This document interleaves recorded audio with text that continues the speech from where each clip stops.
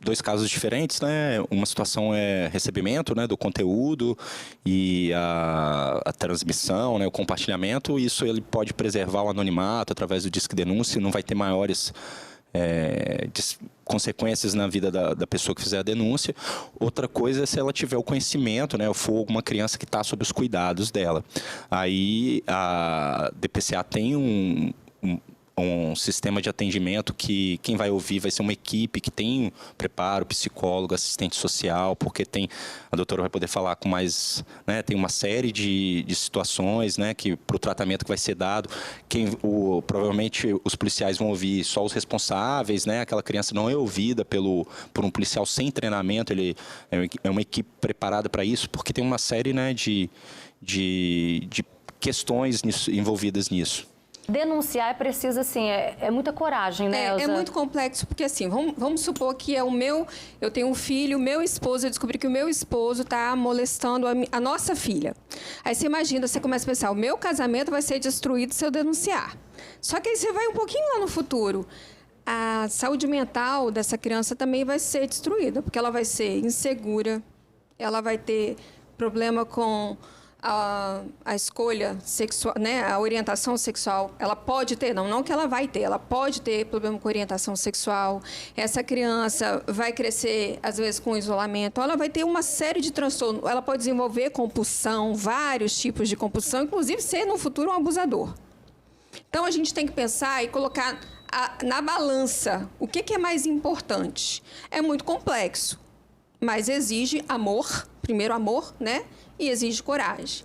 E ajuda, às vezes, profissional para sair da negação, porque a negação é o primeiro mecanismo. A gente não quer lidar com aquilo, enfrentar isso é muito difícil, porque a quebra de vínculo familiar é uma coisa muito difícil, né? Vai contra a nossa cultura. Então, é muito complexo passar por isso, é muito triste viver isso na nossa família. Agora, você trouxe um caso que, como eu já disse, já recebemos muitos relatos parecidos com esse que você ilustrou, com a possibilidade do parceiro da mãe estar molestando uma criança. Eu queria que você, então, falasse para essa mãe que já ouviu, que já percebeu esses sinais, mas que ela não tem coragem de tomar essa atitude, porque eu acredito, enquanto mulher, enquanto mãe, que eu jamais olharia para o meu parceiro com os mesmos olhos. Eu ficaria enojada, né? Mas nem todas as mulheres pensam dessa forma.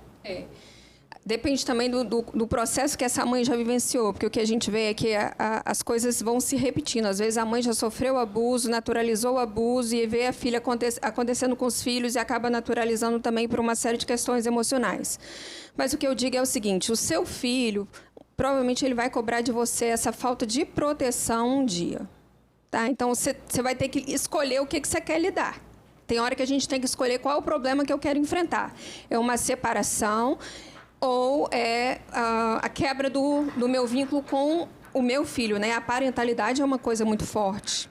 Então, a criança, o nosso papel é protegê-la. Se eu deixo o meu marido continuar abusando, eu sou condescendente com aquilo.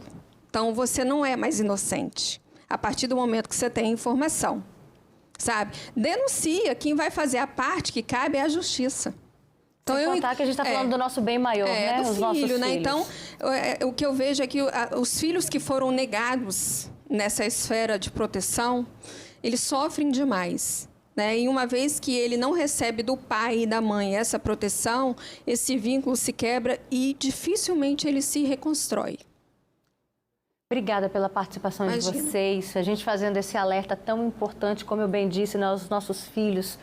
É nosso maior bem, nosso maior tesouro, nossa herança, né? Então, a gente tem que cuidar. Filho dá trabalho, como a Elza disse, filho dá trabalho.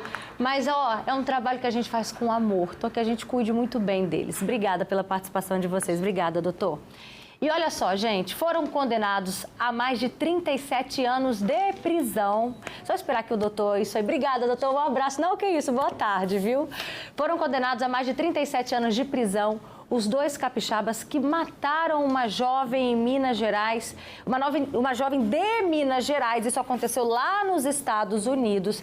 E a gente está agora ao vivo com o repórter Lucas Melo. Ontem ele participou com a gente e vai agora trazer o resumo, né, desse julgamento. Não é isso, Lucas? Boa tarde. E Roberta, boa tarde para você. É isso mesmo. Após 17 horas de júri popular aqui no Fórum Criminal do Centro de Vitória, os réus Thiago Bragança e Wenderson Júnior foram condenados a mais de 37 anos de prisão pelos crimes de homicídio, com as qualificadoras de motivo fútil, asfixia e recurso que impossibilitou a vítima de se defender.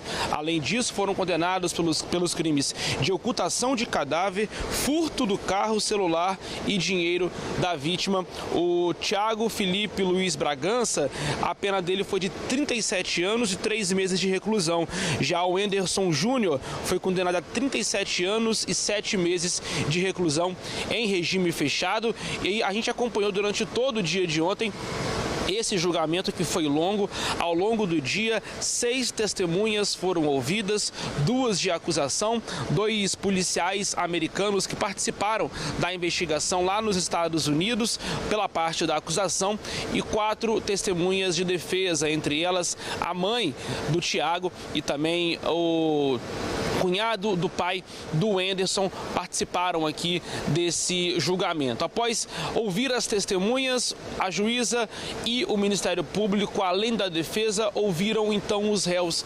Daí começou um conflito de versões. O primeiro a ser ouvido foi o Thiago Bragança. Ele detalhou nos mínimos detalhes como que ele e o Wenderson teriam matado Ana Paula Feitosa e depois levado o corpo dela para um estacionamento de um cassino e desovado o corpo em uma lata de lixo. E ele disse que a pessoa que cometeu o crime, que matou a Ana Paula, foi o Wenderson. E deu detalhes sobre também a forma que eles fugiram inicialmente para o Canadá e depois em direção ao México até chegar no Brasil. Depois foi a vez do Thiago prestar depoimento, depor para a juíza, para o Ministério Público e para as defesas. Ele, pelo contrário, disse que quem matou Ana Paula foi Thiago.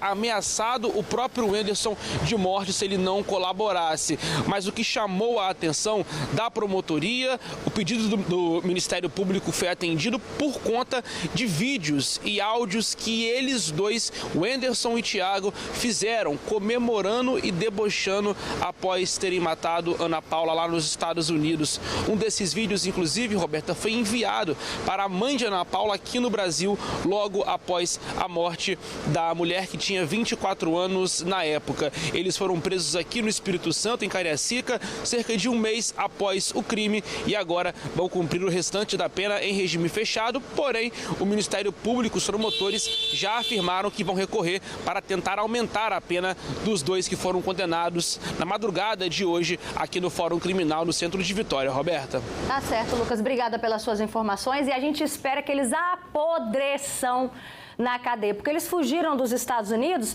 porque a pena mínima lá que eles iriam pegar seria de 25 anos, a pena mínima, tá? Aí vieram fugindo aqui para o Brasil, mas que eles apodreçam, porque eles até tiveram então uma intenção dessa fuga para o Brasil. Obrigada pelas suas informações, Lucas, uma boa tarde. E agora a gente vai falar de um caso que chocou todo mundo, da modelo que matou o noivo dentro de um motel. O casal ostentava uma vida de luxo, gente, nas redes sociais. E a gente vai tentar entender agora o que aconteceu. Acompanhe. Ela recebeu a visita da família na prisão.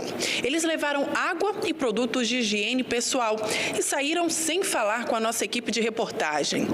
A mulher, de 31 anos, assumiu ter matado o noivo em um motel. Eles entraram no motel na última segunda-feira e por lá ficaram até quarta, quando ela e o noivo teriam brigado. Segundo o que contou a polícia, Marcela atirou em Jordan Guimarães Martins, de 39 anos. A vida de luxo e a imagem de casal perfeita exposta nas redes sociais caiu por terra, já que em depoimento a mulher contou que o relacionamento era regado a drogas, ciúmes e agressões. Segundo a defesa, Marcela também cita uma terceira pessoa na suíte, um garoto de programa que havia sido contratado pelo noivo.